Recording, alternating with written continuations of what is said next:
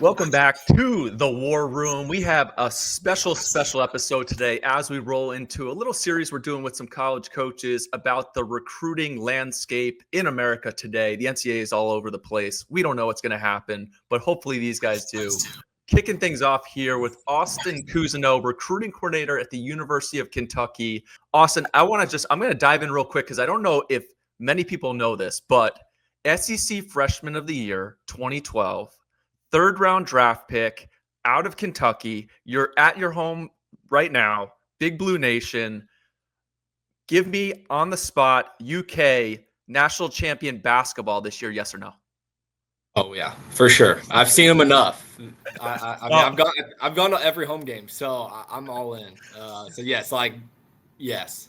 One win over Duke, and they're already flying flags there in Lexington. But seriously, when I was diving in to check out on you, and so many of the coaches that we come into contact to, and I'm sure most of your recruits and the families you're talking to, they don't know much about your playing days and all the other coaches' playing days. You come in SEC Freshman of the Year in 2012 as a guy who was coaching at that time. Those bats were so dead. Those balls were so dead. You literally, I was like, oh, he played 12, 13, 14. Literally the deadest bat era where like outfielders were playing at 10U depth. What was that like? Yeah, it's funny you say that because I feel like anytime, we watch highlights now in the offices, and it's like, I can't believe that it actually looks like we were playing in like the 1940s based off these TV productions. The dead ball era was awesome being an outfielder because the balls would just hang up there forever. We used to joke on our team, we're like, no, you don't want to hit the ball like out of the stadium. You want to land it in front of the outfielders. So like seriously, because it was so hard to get the ball in the air. Like you're like, oh, just pull it. If you can't pull the ball in the air, like you don't want to hit it in the outfield. And for those who don't know, and players, I mean, shoot, sorry to date you. I'm even older. So like I'm dating us so much. Like there was an era where like you went to TD Ameritrade, and if one home run was hit at Omaha, I was like, oh my gosh, how did this happen? Because the bats were that bad. Yeah. It's crazy. And even 10 years ago, right? Like our guys now, they're bigger, stronger, faster. Like say what you want about the bats and balls, but back then you would see guys like leave, and it's like they went to pro ball, and it's like, oh my gosh, they're hitting more homers and throwing harder. And you're like, yes, because we were using like I call them, the balls were like cinder blocks, and the bats were 2x4s. I can still vividly remember, like, because I'm sure at UK too, the wind blows in when it's cold. On those days, like the outfield was very close to the infield. Like it was ridiculous. So anyway, as a hitter for you, like it pumps up your stats, which are outstanding anyway. SEC freshman year. Me as a pitcher, I always look at my numbers, and any kid who pitched in that era is like, hey, you add like 2-3 to your ERA. If you were pitching at 12, 13, 14, like juice it up. Oh yeah. But anyway, you go on, you play, but then you come back, and where we first met when you were at Mississippi State, did such a great job. You actually, I think you were the guy who sealed the deal on my brother heading to Mississippi State. You did such a great job. My dad still talks about the visit that he had there with you. Mississippi State to Xavier with Billy O'Connor does such a great job there. Then you go into with the Tigers into scouting, and now home at UK. Talk to me about that journey, but more so about how you developed as an evaluator at each time. You're at Mississippi State, you go to Xavier, you're looking at all these different players, and then you go into pro ball. How have you changed? What are things that you've learned about the evaluation process? Yeah, so really fortunate to get back when I got done playing pro ball with an amazing group of guys at Mississippi State, Gary Henderson, Jake Gotro, Mike Brown. I mean, can't imagine a better group of three guys in a program with such great history to start my coaching career, right? So at that point, right, like you're getting out of playing and you just want to like conquer it all, right? Like I'm 24, turning 25. I'm really close to the guys, right? Being a grad assistant, and everything's important and it's my way, but like you get a chance to step back and really learn from, as you know, like amazing baseball minds, right? And so from that that year, amazing Omaha run, end up losing to the eventual national champs in Oregon State, finishing third, was awesome. Amazing experience. And at that point I was like, man, I want to become an actual coach. I don't want to be a grad assistant. So Billy O'Connor, one of my closest friends now, my first job as a volunteer assistant, had a staff there with, Matt Rada, Nick Audi was there. You've got, John Delora at TCU now, like just really good baseball people. And so Billy really was probably the most instrumental at that point in my life because of the evaluation. Like, okay, like we need to get good players, right? Like you need to be calling kids and knowing these travel orgs and like, let's like get on prep baseball and watch hitters go through every state. Like where are they committed? What's a good player look like? What do you like? What you don't like? Johnny leaves for TCU. He bumps me up. And like, then I'm getting like, okay, like there's guys we come in at Mississippi State and like, you're starting that Rolodex of players in the process, like, where they're going and how they're doing. Spent a year there and got back into scouting. Taylor Black, who's now at Florida as the assistant, played in Kentucky before me. It's a small world. It is so small. He calls me. He's like, hey, you want to scout? And I'm like, no, not really. Like, I'm good. Like, I got a good deal here. He's like, well, I was kind of the same way. But, I hear him out and I'm like, man, like, this could be pretty cool, right? From a lifestyle. And then, like you said, evaluating, like, going back to, like, elite talent. Because I wasn't super drawn into professional baseball, just kind of how my experience is, right, like, kind of finished. But then when I thought about more, I'm like, man, this might be just, like, really cool, another chance to learn. So I did the 3 years with Detroit, COVID draft, and then so went from 40 to 5 back to 20 rounds, and just learned a ton about like how to break a ball player down.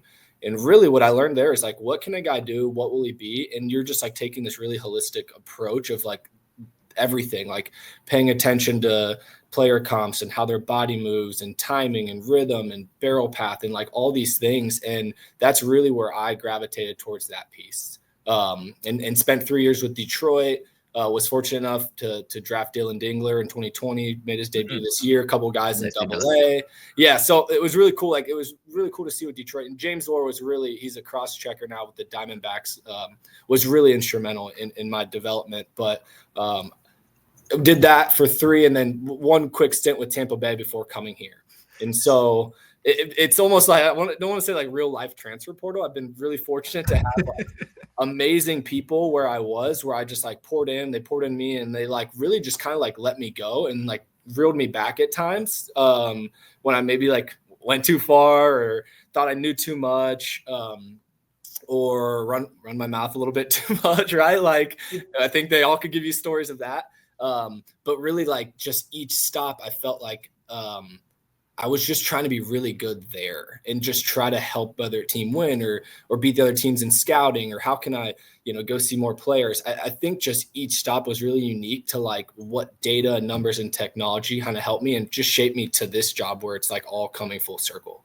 Now, look, talk about a little more of the evaluation. So even more so the pro side where you were going out for the Tigers, we're looking at, hey, what can this kid be? And I think about it all the time from a college coach's perspective, especially when a guy blows up after 3 and 4 years. Tarek Skubal, just named Cy Young. Hey, if this guy's not good in this 3-year window for us in Lexington or us here at Xavier, it doesn't matter what he does 6 years from now. How did this guy not get recruited by big schools? Well, like in this little window, he wasn't there. How does that change your evaluation for, hey, I think this guy in 5 years may be really good versus like, hey, this dude right now, we can go get him and he can help us on the field in Lexington? Yeah, no, that's a really good question.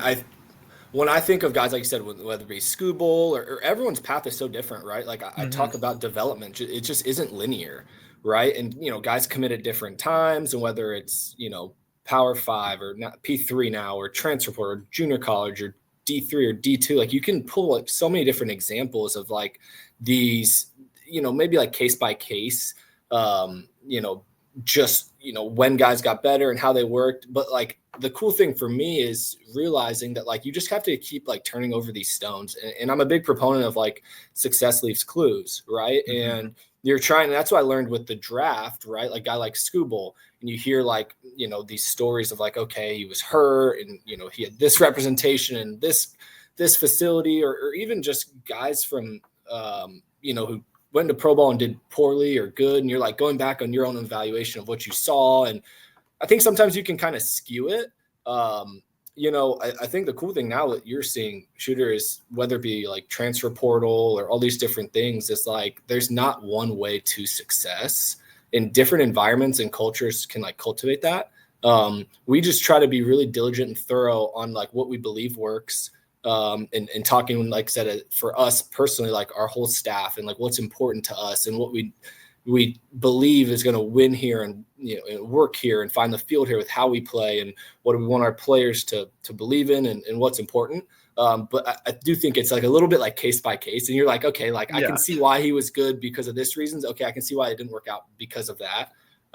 Really, like I said, that's what like I love, just to like reassess your process of that. For sure. And you guys have done such a great job, Minge and the rest of the staff, in that evaluation process. You got a tough team. You have to go out. Now, you guys have gone in the transfer portal and built a really good culture, bringing in a bunch of guys, but you have set a really good foundation of freshmen coming onto campus, developing them. How do you balance, especially being in the SEC, where, hey, if we don't win this year, everybody's perpetually in the hot seat. That's what it feels like in the SEC. If you don't win, how do you balance needing to win with also wanting to develop, because you guys have had guys develop and have some big draft picks? Yeah, no, that's a great question. There's a fine line, right? Like of, making sure you bring in the right guys from high school, bringing in the right guys from the transfer portal, making sure that, you when you speak about culture and what Coach Minge has preached here and, what we really emphasize of just, the family aspect of like, okay, you're coming here because of the things that he has really established are important. Right. And what is important in his life with faith, family, and baseball. And really you're going after those guys that are like-minded. Right. And that doesn't matter where they come from. This past year we had high school, junior college, and we had a Division III commit. The junior college and D3 commits got drafted. Right. Like they never showed up. But look, we're going to find ways to acquire the right person and player through like all means necessary. For us, it is, like the high school ranks, they've been amazing for us, right? To get guys like Emilian Petre or Mason Moore, Travis Smith, right? The transfer portal, right? Like I believe we are one of the top schools of transfer portal draft picks of anyone in the nation, right? And so for us to make sure we're having a healthy balance, like 6 of our 9 hitters last year were returners in our program with 5 high school and 4 transfer portal. I think it's super important to make sure that when you go through this process, I spoke to another coach in our league, and there was another regional team this past summer, and we talked for at length at area code games. And he point blank said, he's like, man, like we're trying to, when we played you guys, like I just love this about it and that, and we're going back and forth about like our teams and what we liked and didn't like. And he's like, he said something like, no, like I really like what you guys are doing there, right? And it's cool to like bounce some things that you like know work, because no one knows like what's going on really behind the scenes. Yeah.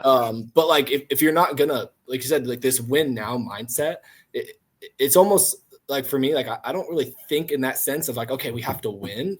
I just want to think like, okay, if I believe we're getting the right person and player because of like the evaluation of their tools and their makeup and competitiveness and like the depth chart and what they can bring early and what scouts have said, what you guys, going to all these events and putting things on, like that's where I'm like, hey, this guy can come in and like I can see 30 to 50 or 70 at bats.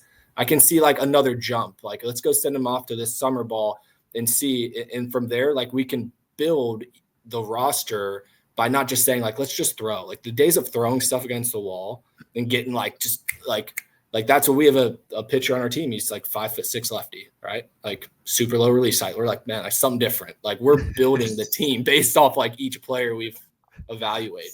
And in the end, we believe in our development, our culture, that we're going to win based off that. And you want to foster that talent, and you talk about just how much work goes into that. And you've had all these stints where you've, hey, I picked up this from Billy, I picked this from Gary, got this from Brownie, whatever it may be from the Tigers. I was always told like so much of the work as a coach is done off the field, especially as a college coach. And it's one of the big things is like good players make you a good coach, right? Like it's no, you're not really faking the funk. Like, hey, we got good players. And how do you get those good players? You're doing a ton of work, I imagine, in your offices. You guys are constantly talking about recruiting, and you talk about having that plan.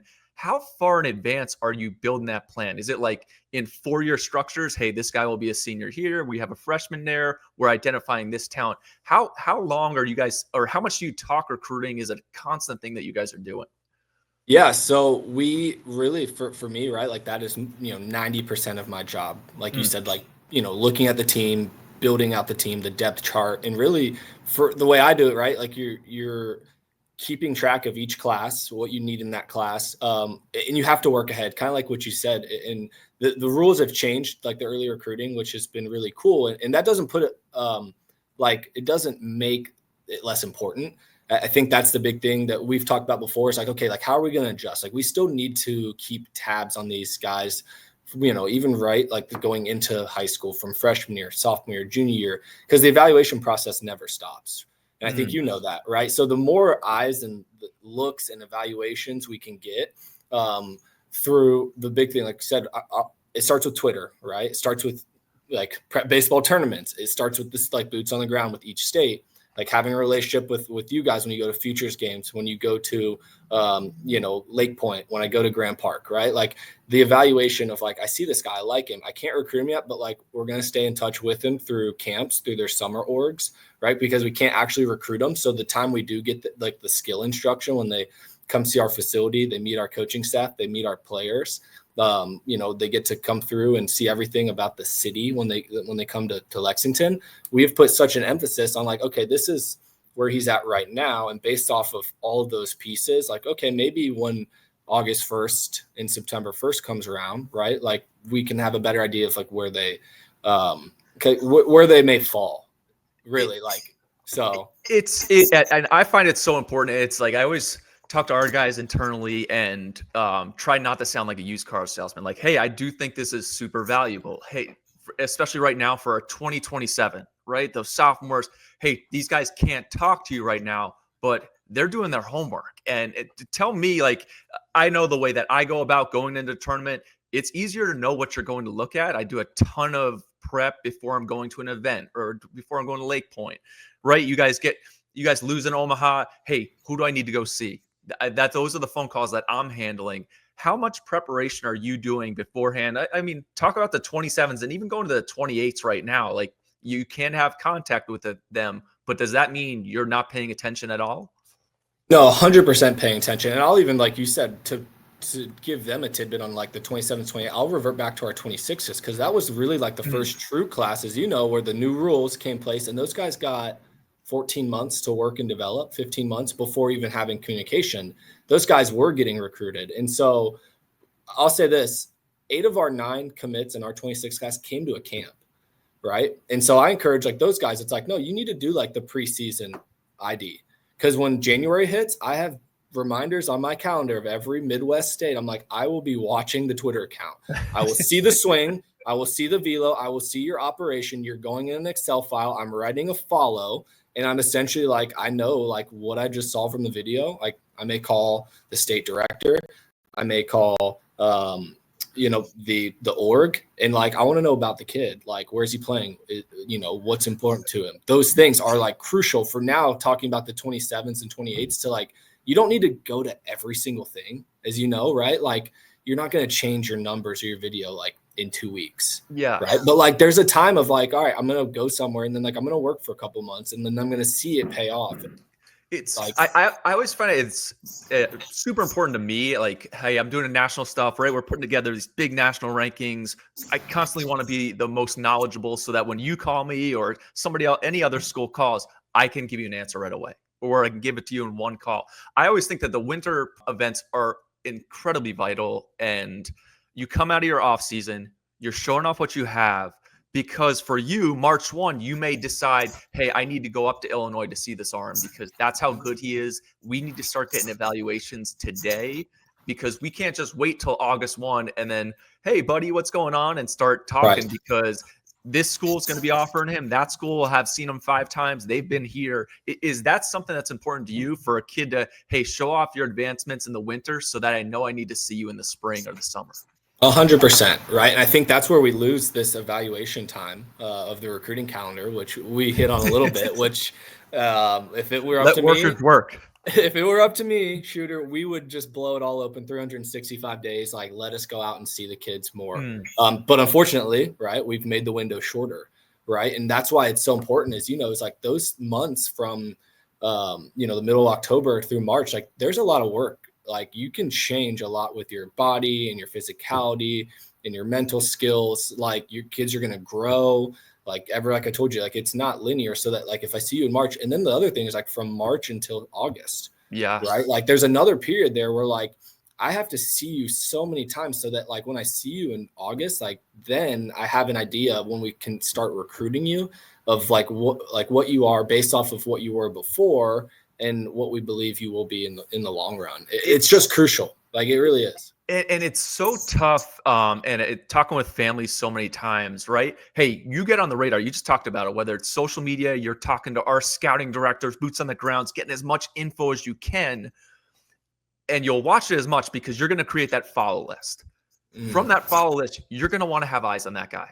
And the more times you can get eyes on that player, the better it is. And that's the way I look. Is that something that hey, ultimately I'm going to make the decision in person. But for me to come watch you in person, I kind of already need to know about you. Is that where you're at? 100%. And there are times when like you'll show up at the field. Like there's a player in our program right now, a pitcher who like I showed up at the field randomly. I was like, man, that looks like a good arm. Caught like the last 6 pitches of the outing. Like, unfortunately, I'm like, well, I got to see him again. I liked it. Like he's throwing 95 now. Like he's a freshman in our program. Look at you. So, like, and then, like there's there's obviously like other ways to like see that. But I think it's so important. Like the more times I can see someone, it doesn't mean I'm going to be right in the end. It just gives me more peace of mind that like we've done all the work so that like, okay, here's what I can go to your profile and see what it looked like. Here's the progression. And so when it's all said and done, I have such a better conversation with Coach Mingione about like, and this is like why we need this guy, because I saw him here. I saw him there. Like he's gotten this much better. Or on the flip, as you know, like man, like, this guy hasn't progressed maybe like how we thought. And even if that's the case, like it doesn't stop there. It's not like, okay, he's not good enough. It's not right now. And I think that's what I would tell like the younger guys is like, it's awesome that we, they've slowed it down so they can just go play and be kids and have fun. And they're going to the facilities and doing all these events so that like when the time comes, like they're ready when the eyes are on them. The other thing is it's like, even if it's not now, like you just have to keep playing and keep working, right? Like there's no end game to it. And I know that's the big thing that I've had with some of these travel orgs here in the Midwest of just like, man, like what should these guys do? It's like, put your head down and work. Like what else can you do? Yeah. It's you got to always be getting better. And like, especially in the SEC, which is an absolute gauntlet. Shoot, double A at some points is easier than SEC baseball at this point.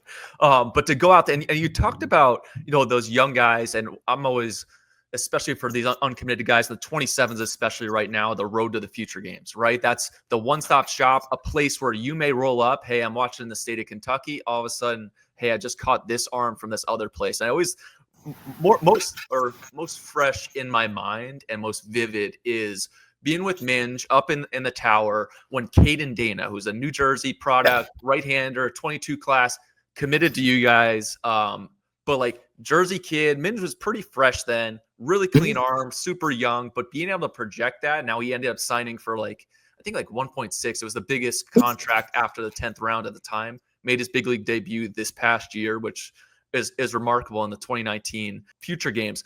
But his ability to see those guys early, envision what he's going to become, that seems to me like, hey, you've watched so much of right now a freshman at 28. I know what a good one looks like. What does he look like as a 27? I want to follow that to the next year. Is he making that progression? And you guys do such a good job. Is that because, hey, we're watching, you talked about it earlier, you're watching so much video. Get on Prep Baseball.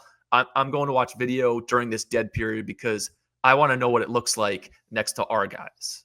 Yeah, 100%. Right. And the big thing I'm doing this time, even working reverse, like I'm watching our players in our program. Like, what did you look like as a sophomore or a freshman? And like a 5th year guy, it's funny. Our guys are we'll go back, and a guy in our program last year, Ryan Nicholson, we go watch his high school video.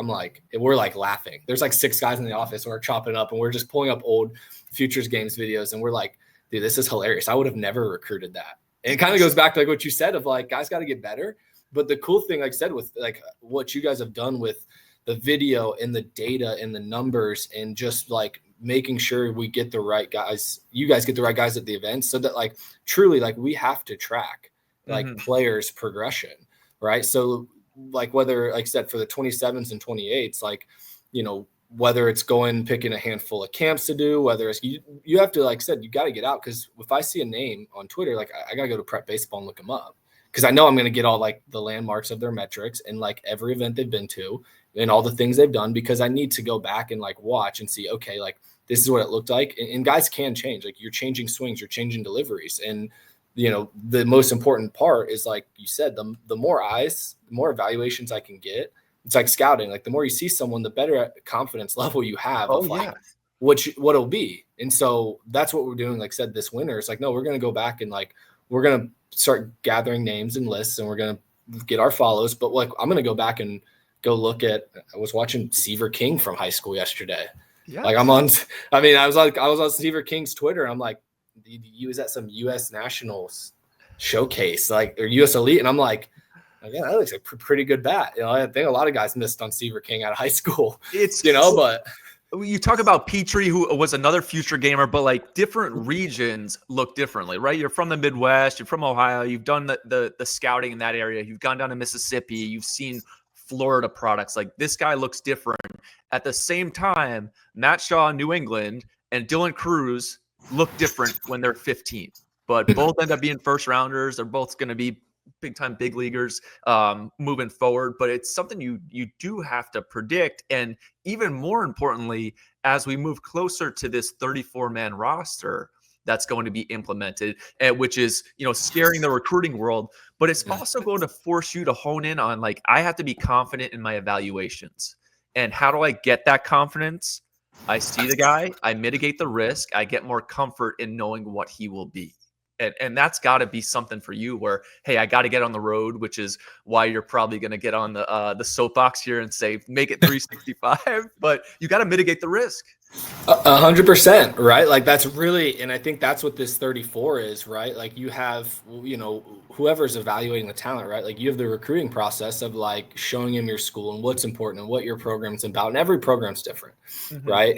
And you hit on that, right? Like, but the other piece is like the true evaluation of the player, right? In these days of like overcommitting and like all of it, I think that's the tough piece now, is like you really have to, like, it's almost like you're a GM, like you're building a team, right? And you can't, like I said before, it's like you can't just throw things at the wall and it's expected to stick, right? And I wish we could evaluate more and go to camps and get to know these players, but we just can't within the rules.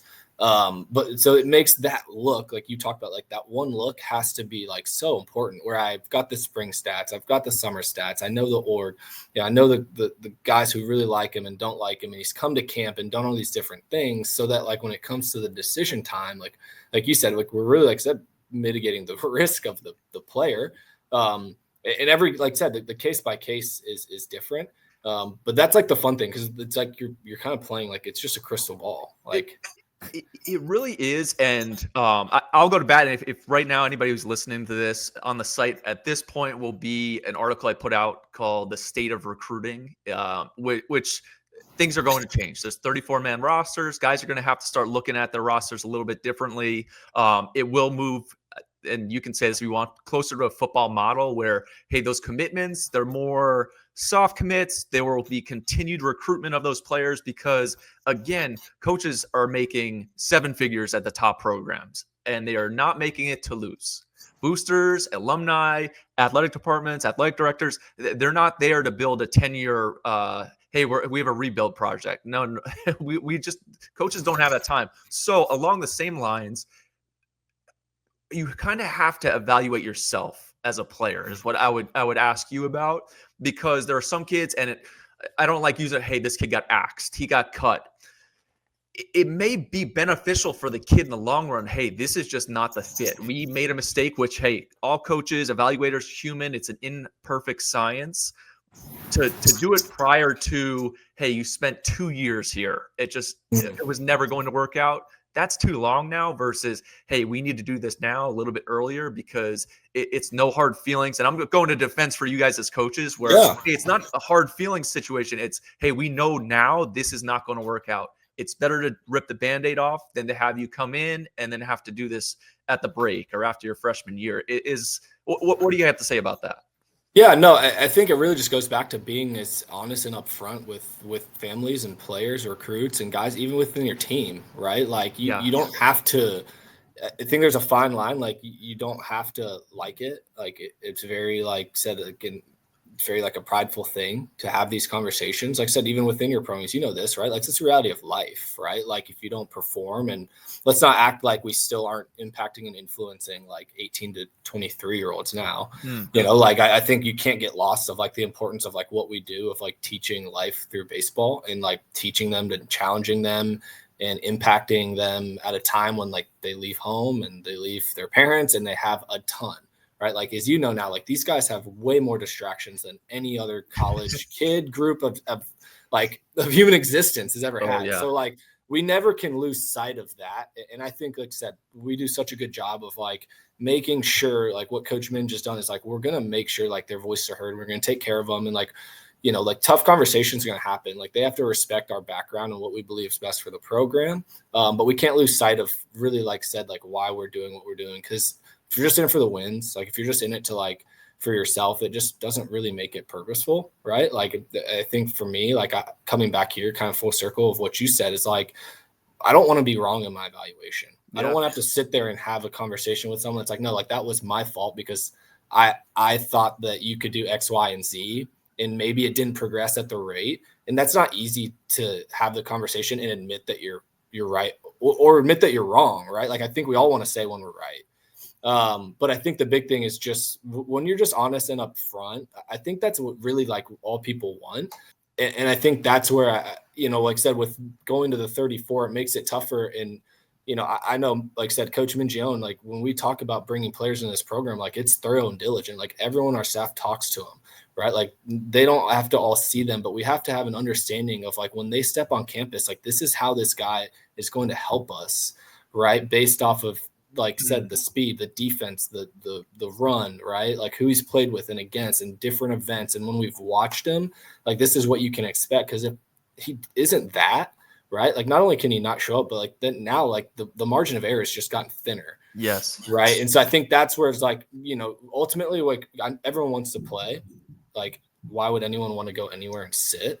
But I think like you said, from that standpoint, especially in our league, getting a bad rap of just like, no, like, this is what we believe. You don't have to agree with it, but you have to be honest and do it in the right way that like, okay, like at least they can respect it, right? Like that's all I ask, is like, can you be upfront about it, Absolutely. Well, Kuz, I really appreciate you coming on. Some awesome knowledge dropped from a former SEC freshman of the year, third round draft pick, making sure to pump my guy up. He's not just the recruiter extraordinaire that he's become now at Big Blue Nation. Guy bleeds blue. Also gave a guarantee that Kentucky's going to win the national title this year. For basketball, we'll see. Return trip to Omaha. I'm sure they're looking forward to that in the spring.